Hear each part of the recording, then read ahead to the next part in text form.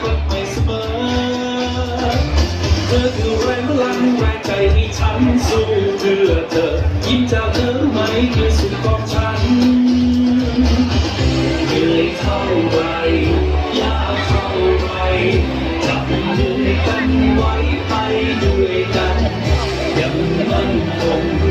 พร้อมฝ่าฟันยังคงมีศรัทธาให้วันไว้ทำใจให้เป็นแท้ทางไม่แพ้อะไรสิอย่างวันนี้มีเราเพียงข้างอุปสรรคดูไร้ความหมายบทเรียนสอนเราไม่เหมือนในวันวานความฝันที่ใจของเราต้องการต้องสร้างมันด้วยกันจึงยั่งยื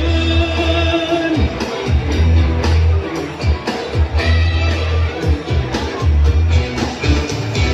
ว่าดวงดาวเท่าไรยังมุ่งไปตั้งใจเต็มที่รู้แค่ใจที่ดีไม่เคยสถานอย่าตกน้ำไม่ไหลแม้ตกไฟย่อมจางทนผ่านมีความดีเท่านั้นแปลว่าเสมอเหนื่อยเท่าไร